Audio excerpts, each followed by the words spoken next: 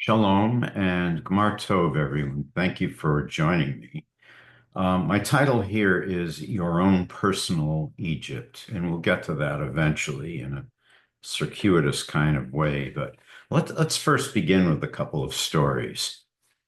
Well, here's a story about my trip to Florida.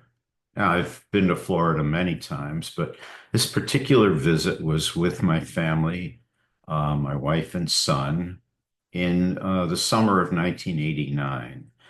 And this was a relative hopping kind of visit. You visit one relative, you have lunch, have dinner with another one, spend some time with the third one. So we were going from relative to relative. And at one point, we were in North Miami having lunch with Aunt Renee. Now, Aunt Renee was a phenomenal cook, but she was an even better baker. She could bake these Viennese style cakes that were like little wedding cakes. They were just marvelous things. So we had had lunch, and before dessert, which was going to be one of those special cakes, we were sitting around talking, and someone pointed out that we weren't here in North Miami. We weren't that far from the northern neighborhoods of Miami Beach. And Isaac Bashevis Singer lived in one of those neighborhoods, and he was probably there now. I mean, Isaac Bashevis Singer, for many years lived in New York, and then he was a snowbird. He was in New York during the summer, came down to Miami Beach for the winter. But now that he was older, he was living full time in Miami Beach. So there he was, a stone's throw away. Imagine that. And it occurred to me to check out the phone book, the Miami Beach phone book, and see if he was listed there. I didn't think he would be. Someone like that is not normally listed in the phone book, but there he was, I.B. Singer, East 95th Street, Miami Beach. So my sister, who was there with us, said, well, why don't you give him a call? And I said, I don't know if I can do that. And she said, if he put his number in the phone book, then clearly he's not going to mind if somebody calls him. Come on, don't be a wuss, give him a call. So I did. I dialed the number and a woman with an accent answered, and I assumed that was his wife. So I told her a story. I made up a story that was crafted in such a way as to maximize the chances that she would say, "Oh, well, why don't you come over and hang out with Mr. Singer for a while?" And what I told her was that I was there having lunch with my family. We were visiting Aunt Renee in North Miami.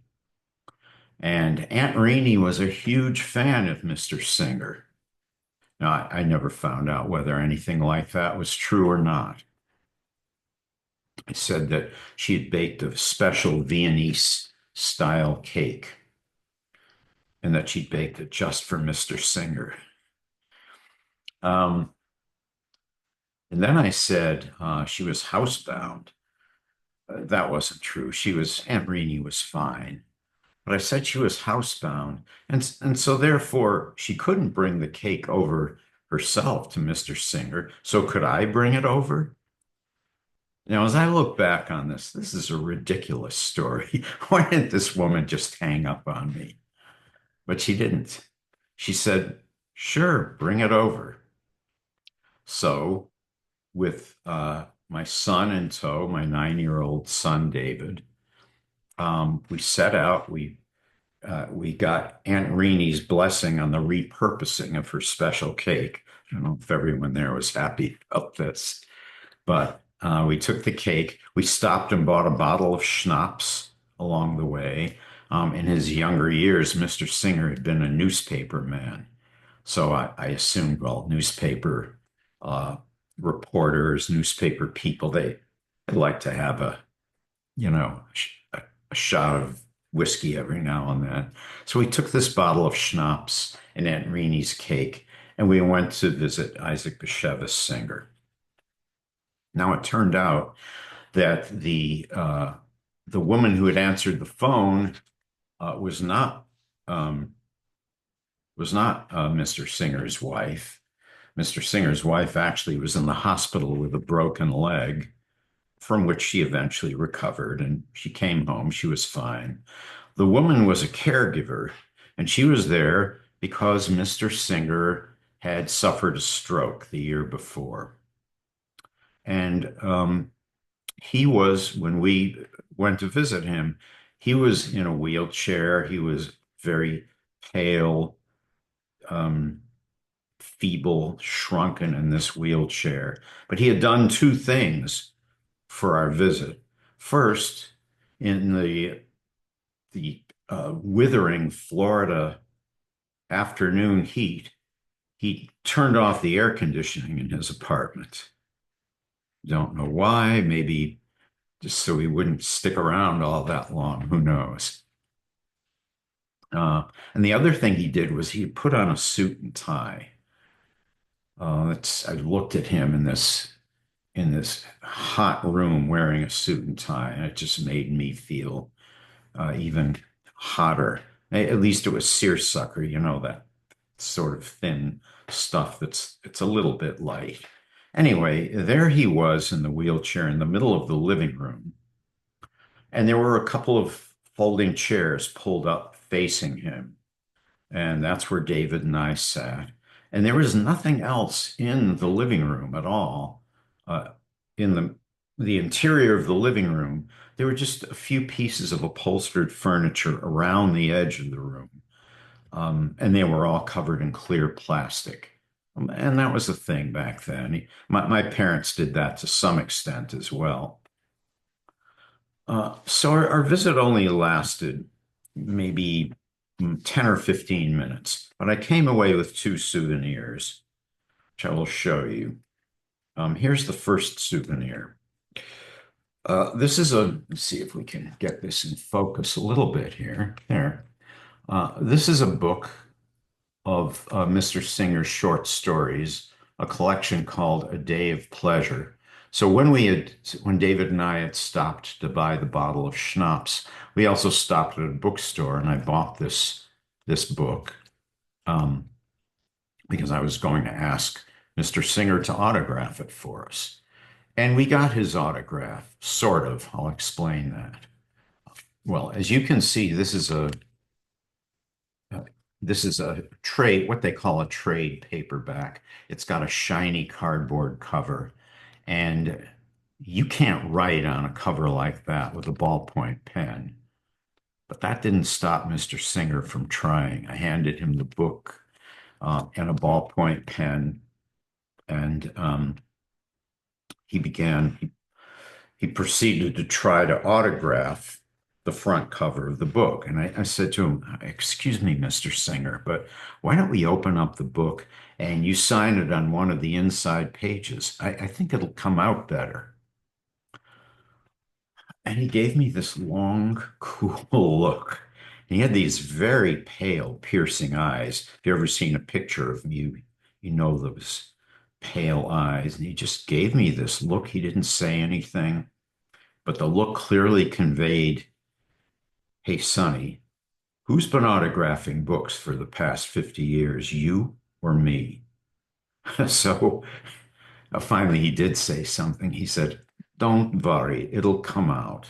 It'll come out." So he continued with his task of autographing the book. He looked at his handiwork proudly, handed me the book. It didn't come out. Oh, and I said I got two souvenirs. For the second souvenir, as David and I were leaving, uh, walking back to our car, about a block from Mr. Singer's apartment, was Sheldon's drugstore. Um, and I had seen, as we passed Sheldon's drugstore, I remembered I've seen in some documentary about Mr. Singer that in the afternoons, at least in healthier times, he used to spend the afternoons in Sheldon's drugstore, having a cup of coffee with some of his pals.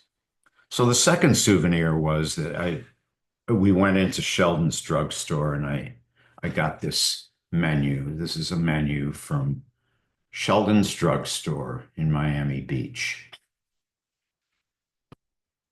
All right. Well, when we got back up north, I told my father-in-law this story, and he promptly covered the book in heavy-duty cellophane because this was a special book now, autograph or not. This book had participated in our little adventure. And it turns out it's a good thing that he did protect the book in this way because I found out later, I noticed later, that if in good light, if you hold the book at a certain angle and look in this part of the cover, kind of underneath the word singer, somewhere in there, you look very carefully, you can find a faint indentation that appears to read I.B. Singer.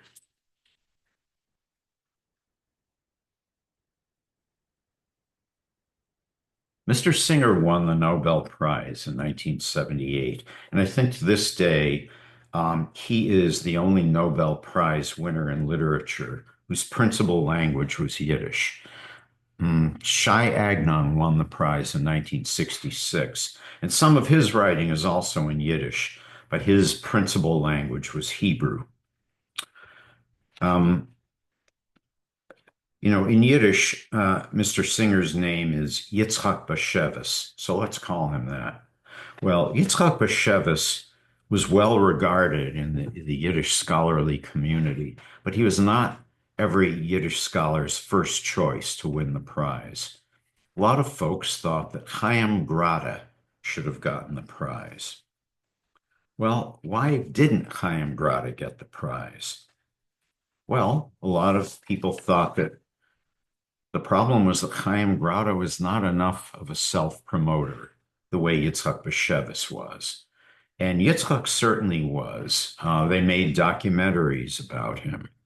Like I said, in some documentary, I saw a little film clip of him sitting there in Sheldon's drugstore with his pals having a cup of coffee.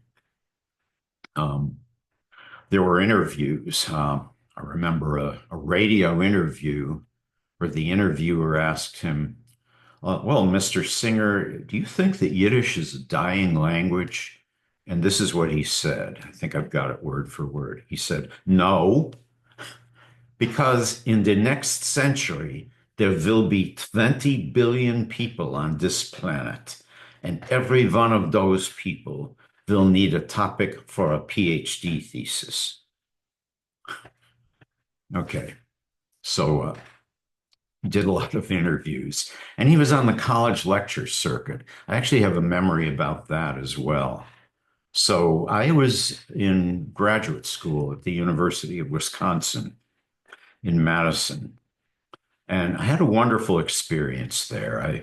I loved Madison and I loved the school. The teachers were great, my colleagues, very friendly town. But there were two things about Madison that were a little bit strange for me. Well, first of all, when I went to Madison, that was the first time I'd ever been anywhere in the Midwest.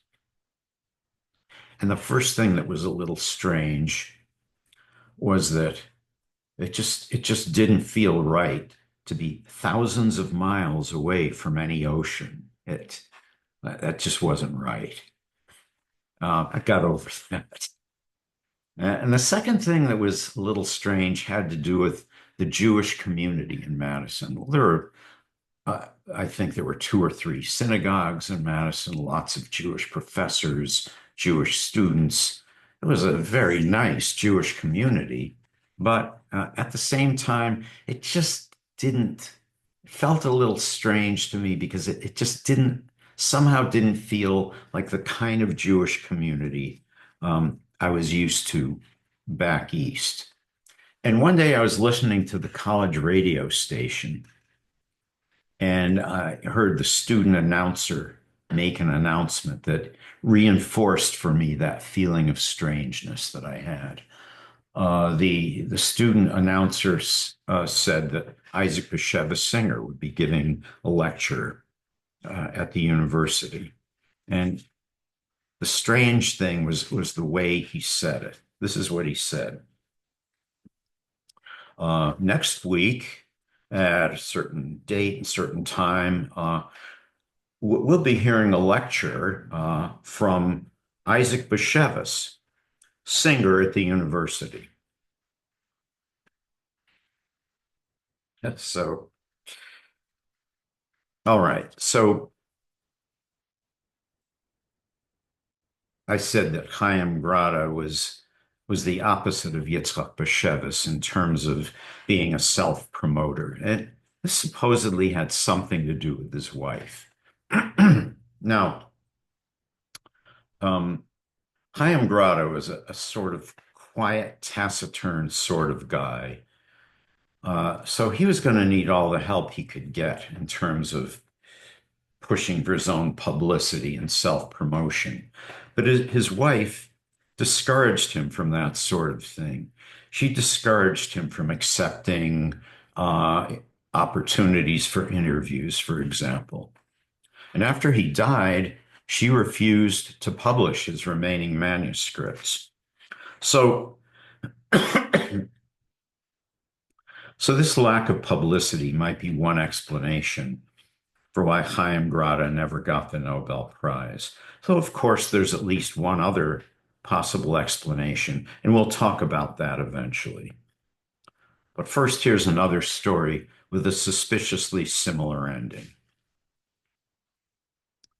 At one of my college reunions, I heard a talk by a college classmate named Jane Abrams. Now, Jane Abrams was the daughter of a man named Meyer Abrams. And Meyer Abrams had a good friend named Harry Levin.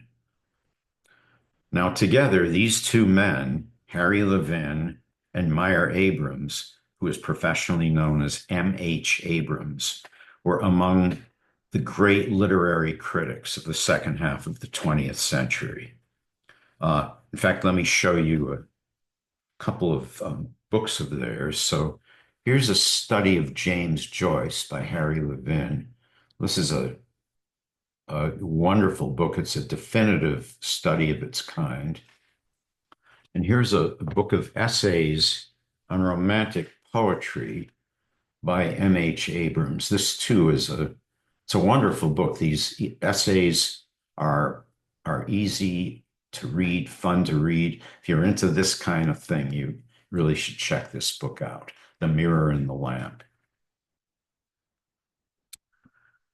Well, in 1939, Harry Levin finished graduate school in the English department at Harvard, and he was promptly offered a job there, which he accepted, and he stayed there at Harvard for the rest of his career.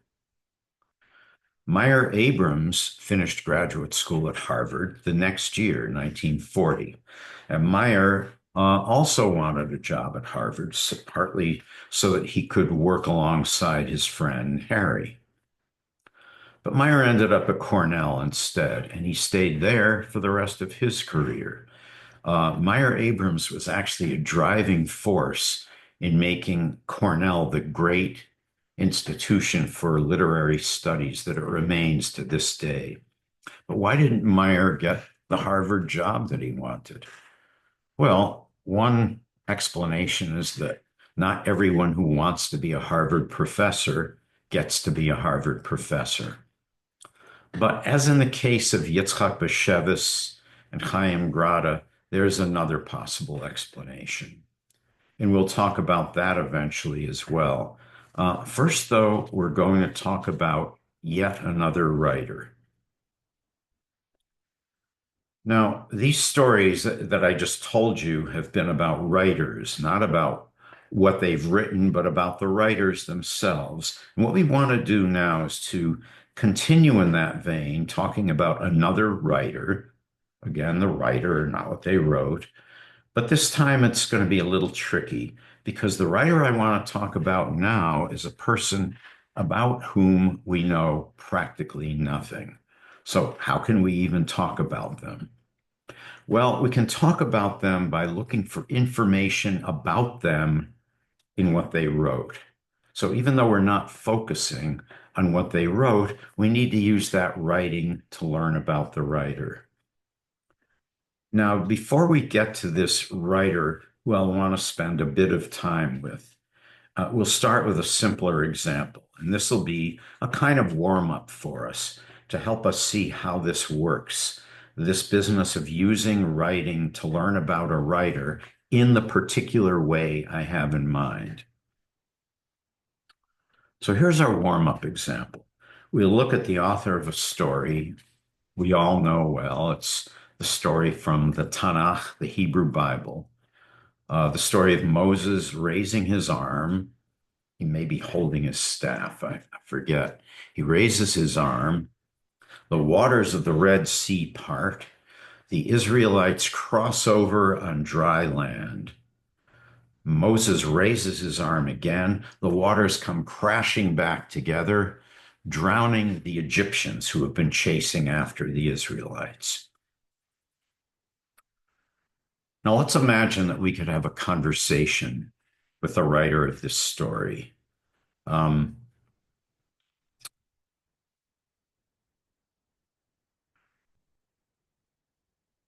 Even more than having a conversation with the author of this story, let's imagine that we and the author can go back together to the time and place where the crossing of the Red Sea supposedly happened. Okay? So we can witness this event for ourselves. Now, if we see anything at all, we might see the Israelites walking along a dry path, and maybe through the southern part of the Gulf of Suez or the northern part of the Red Sea, those those portions of the bodies of water are relatively shallow. Not super shallow, but shallow enough that in certain times, maybe in times of great drought, there might be a dry path that goes through that area. And the Israelites are walking along that path. And suddenly there's a thunderstorm or a flash flood, and it blocks the Egyptians from following the Israelites. Now, maybe some of the Egyptians had themselves already started down that path. Maybe they drown, maybe they don't. But in any case, we say to our writer, look, this is not what you described. And the writer might answer by saying, of course it is. Are you blind? This is exactly what I described. All right, let's pause for a second here. We have to answer a couple of questions. The first question is, why would I speculate about such a conversation in this particular way? I mean, after all, we don't know what the author would say. So why am I guessing that the conversation might go like this? Well, it's because I personally think that back then, people didn't worry about the distinctions we make between things being real in the physical world and being real in your heart. You know, things like hopes, dreams, hatreds, wishes, that sort of thing. Now, maybe they could make that kind of distinction, but even if they could, I have a feeling that such a distinction would not have meant very much to them. At least that's the way the Hebrew Bible, the Tanakh, reads to me. And for that matter, that's the way Homer reads to me in the Iliad and the Odyssey. Now, the second question we have to answer is this. Even if you go along with this belief of mine, this belief that people didn't take seriously the distinction between reality in the physical world and reality in the heart. Even if, at least for the moment, we adopt that as a principle, how does that explain the difference of opinion we have with the writer of the Red Sea story? Well, to take, say, one little piece of the story, maybe the writer wished that the Egyptians had drowned or hoped that the Egyptians would drown. Either way, that wish or hope um, had a kind of reality. for the author. For the author, it was pretty much the same thing as the drowning actually happening. And that's the way the author conveyed it to us. And you can think through other elements of the story in the same way.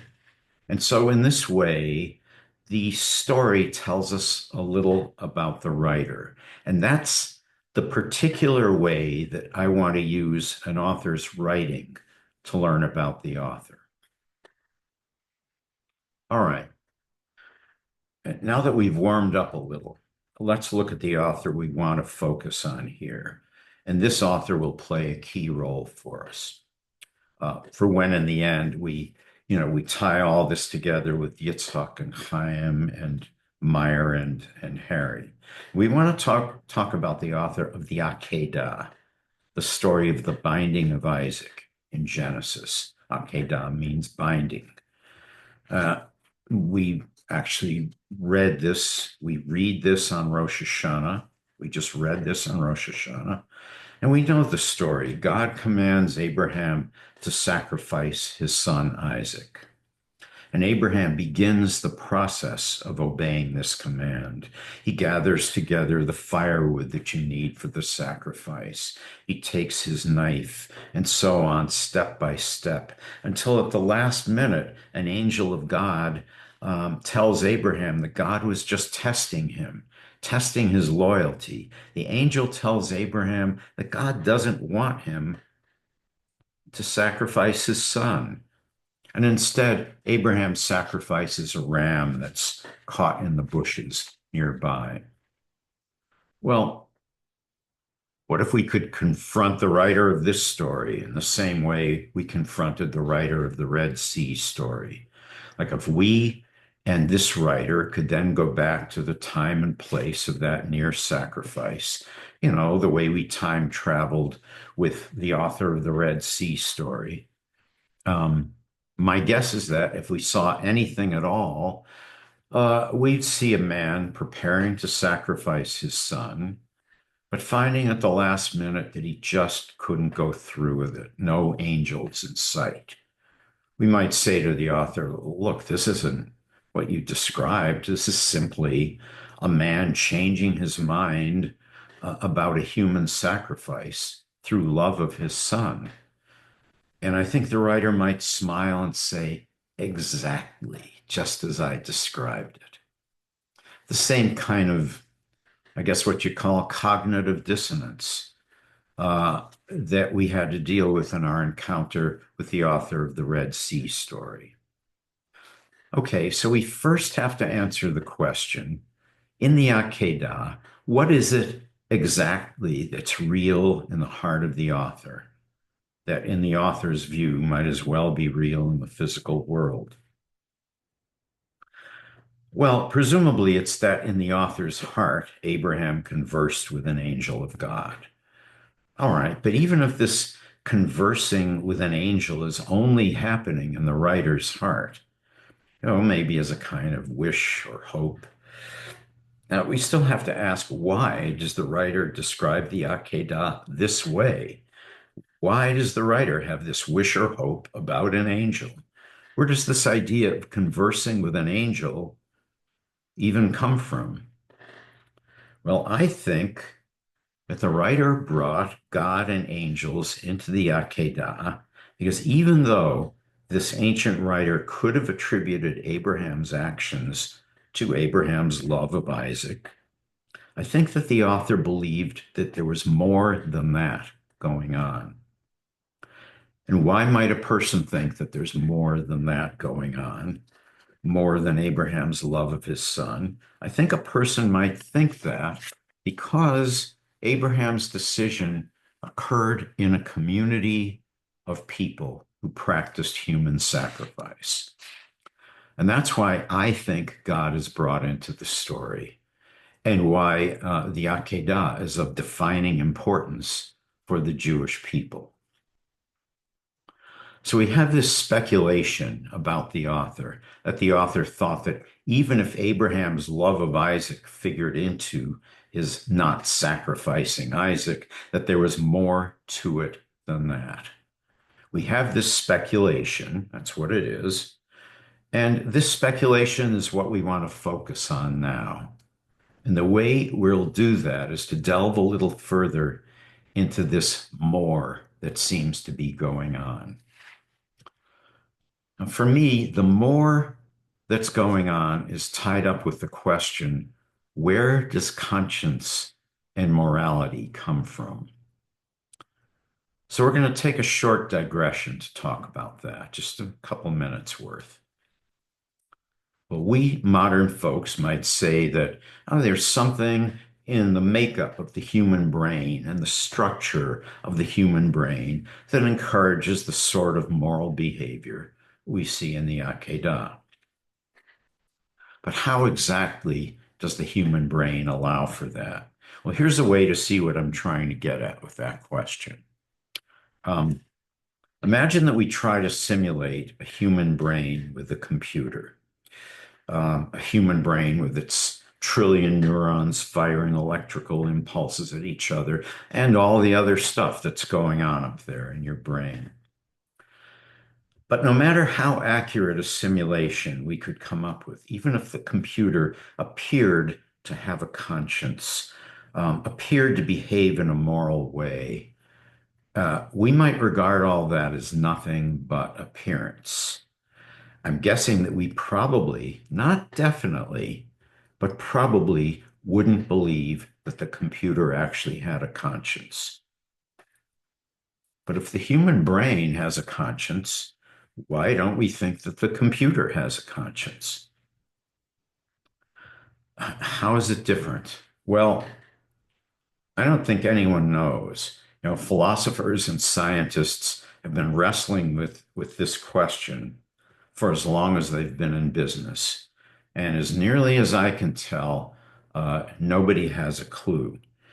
Some of these folks say they have a clue, but I've never heard or read anything that's convinced me.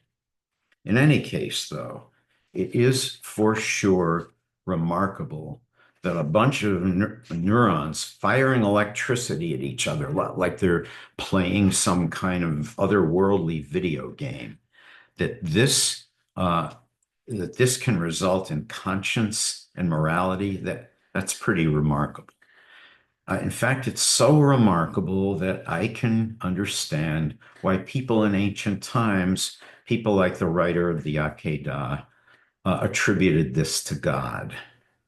And like I said, I think that gives us one possible answer to the question, why did the ancient writer bring God and an angel of God into this, when the Akedah could just be explained in human terms by appealing to Abraham's love of his son? And that tells us something about the author of the Akedah. And of course, it isn't just the ancients, but many of us as well, who might attribute conscience and morality to the work of God. All right, that's the end of our digression. So now let's see if we can bring all this stuff together. The linchpin of all this, all these stories and ideas, turns out to be a passage from Leviticus that I will read to you now. When a stranger resides with you in your land, you shall not wrong him. The stranger who resides with you shall be to you as one of your citizens. You shall love him as yourself, for you were strangers in the land of Egypt. I am the Lord your God. This injunction, slightly reworded, also occurs in Exodus and twice in Deuteronomy, 4 times, which certainly adds force to the injunction.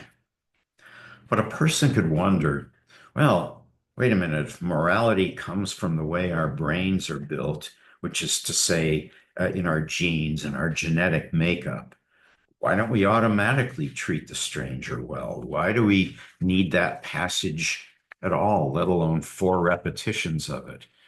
And of course, as you know, this troubling question has a simple answer. It has to do with the way our genes work, the way genetics works.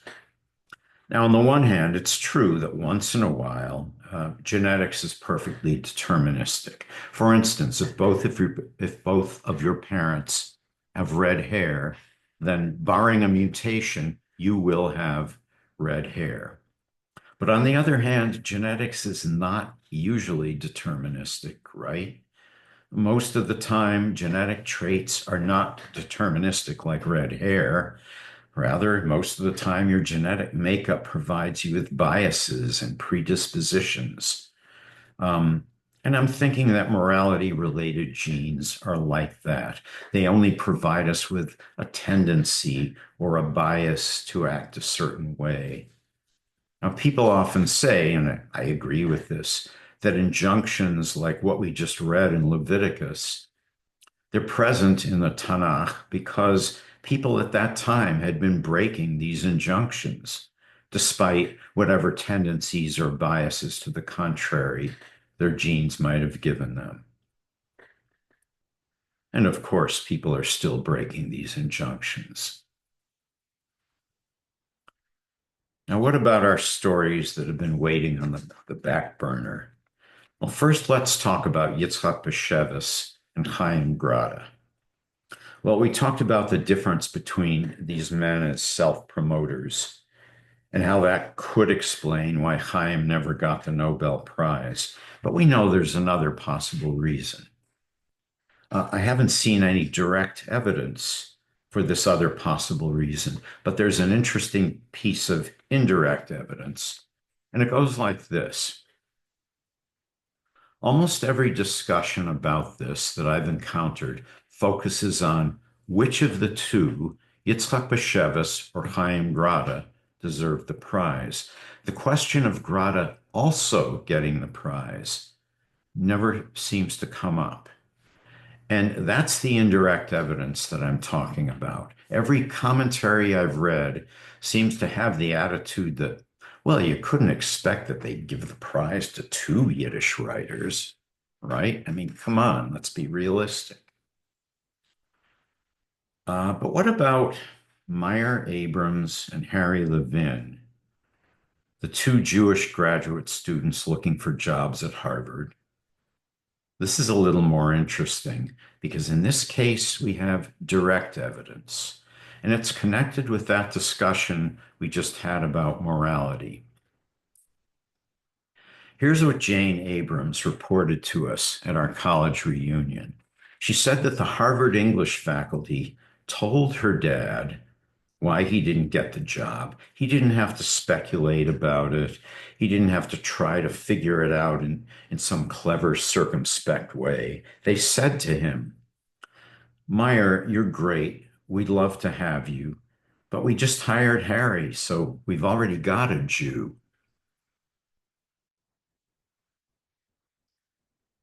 I think that the value of that story for us lies in the very fact that the people sitting in judgment on Meyer and Harry were college professors in the humanities. These Harvard professors who hired Harry, but not Meyer. They were people who were as steeped as one can be in the moral content of the human condition, at least as such stuff presents itself in great literature, the so-called best that has been written and said. And yet, with no apparent difficulty, those professors found it within themselves to turn their backs on their own moral predisposition that they saw reflected in the best that has been written and said.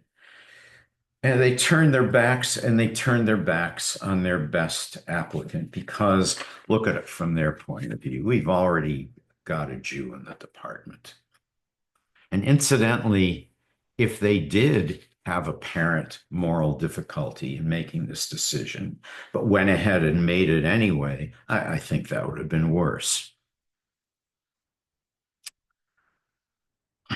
So sad to say, we need the injunction to treat the stranger well. In those examples we looked at, just happen to be examples where we are the stranger, we Jews. Although, of course, you know that plenty of examples abound having to do with other people being the stranger. I'd say we also need the rationale, the reminder that we were slaves in Egypt, because we need all the help we can get. And I need to say that with regard to the moral contained in these stories, I realize perfectly well that I'm not telling you something you don't know. But, just as we retell our stories in our yearly cycle, our stories like the parting of the Red Sea and the Akedah, and we, for example, hear the story of Jonah on Yom Kippur. Um, so, just like in our yearly cycle, I think that stories like the story of Harry and Meyer bear repeating. And maybe this can be helpful to us because maybe many of us are still slaves to our moral shortcomings in, well, like my title says, in our own private Egypts. So thank you again, Gamar Tov and Shana Tova.